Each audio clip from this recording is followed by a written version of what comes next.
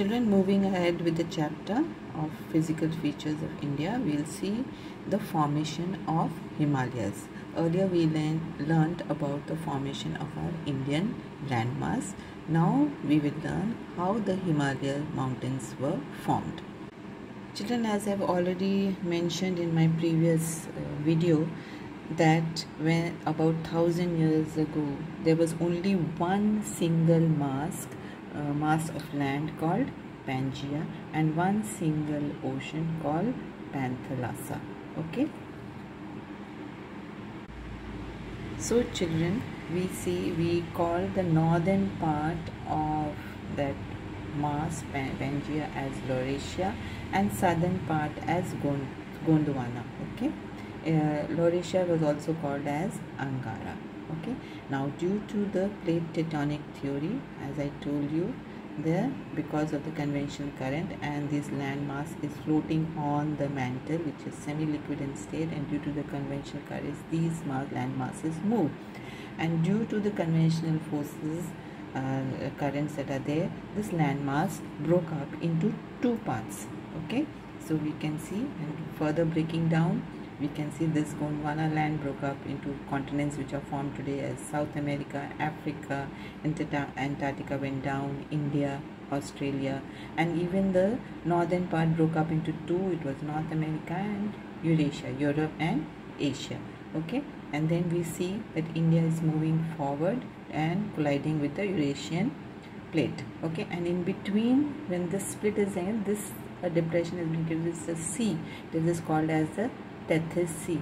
Now remember, this Tethys Sea is very important. I'll tell you as we go ahead in the video. So you see children, as the continental drift is taking place, you see all the continents being formed and India moving towards the Eurasian plate. Eurasian plate is more dense and heavy, so it's stable. So only Indian plate, which is light, is moving ahead, and in between we have the Tethys Sea. So it moves ahead and to collide with the Eurasian plate. Now to understand that better, just look at this diagram. Think that this is the Eurasian plate and this is the Indian plate.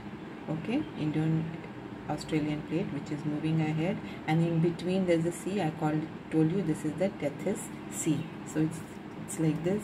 You can see the Tethys Sea, and this is moving towards colliding with the Eurasian plate. Okay, so in between there is a sea, and in the sea there are deposits, there are sedimentary rocks and deposits.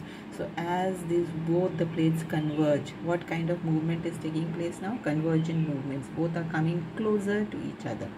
And when they come closer to each other, so actually this is more stable and dense, it does not move, this because it is heavy, and this is moving ahead. So when it is moving ahead, what is happening to the sediments which are lying in the Tethys Sea? They are getting lifted upwards and forming fold mountains. Okay, so like this, folds are being formed and mountains are formed. So it has risen from the Tethys Sea. Our mountains have risen from the Tethys Sea. Now you will say, question, how do we know that it has risen from the Tethys Sea? So in this entire range, you can see the entire range has been, all the sediments have been folded. We can say there are proofs that this has come out from the Tethys Sea, and you can see the Tethys Sea is reducing in size and all the sediments are being folded, and we see the Himalayan ranges are now 9,000 meters high. It's still rising up. The proof is that the soil that is found under the ocean is similar to the soil found in the Himalayas. The fossils that were found under the ocean, we find the same fossils in the Himalayan mountains. So we can prove that Himalayans have risen from the Tethys Sea. Okay, so this collides, and with the collision Himalayas are formed. Okay children, now let us see the animation of the formation of the Himalayas. You can see the animation here.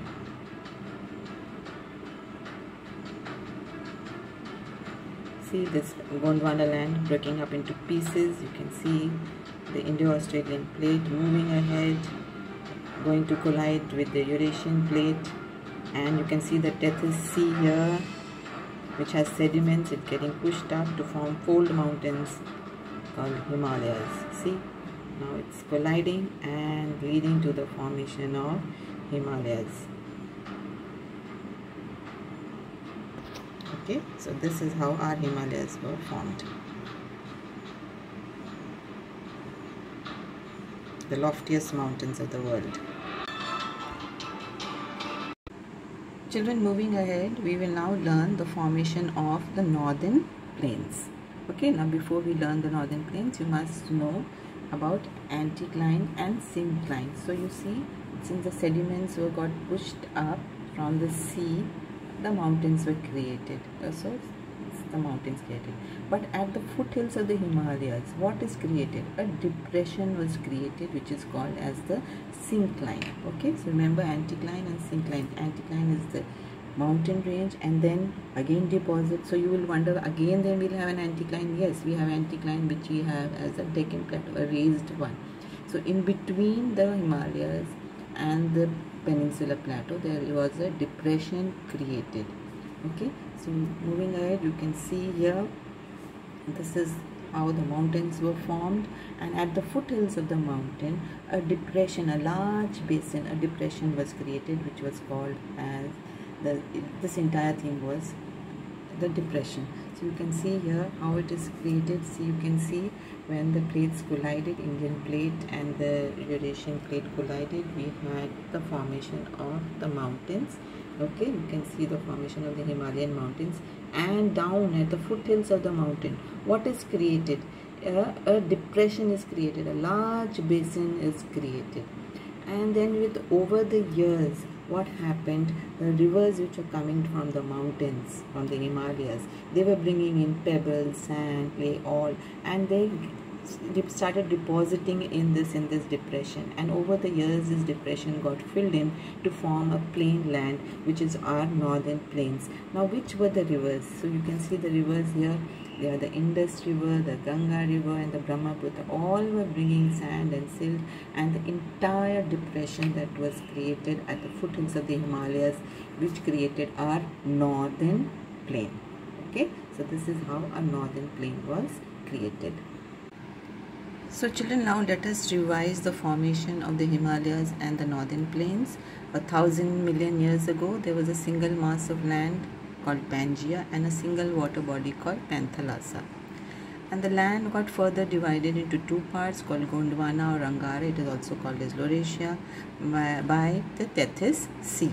And the plates got further divided into more plates, and two of them were Eurasia and Indo-Australian plate. Now these two plates collided, and the collision was a convergent one, isn't it? I told you convergent, where two plates come close to each other.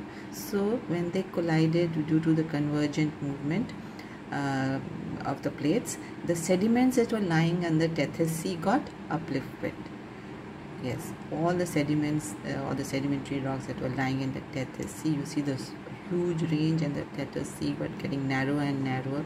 So this upliftment of the deposition of the sediments in the Tethys Sea led to the formation of Himalayas. Children, now let us look into the formation of the northern plains, how it was formed. Let us revise. So with the collision of the Indo-Australian plate and the Eurasian plate, Himalayas were formed, and a large basin was formed, a large depression was formed at the foothills of the Himalayas, at the base of the Himalayas.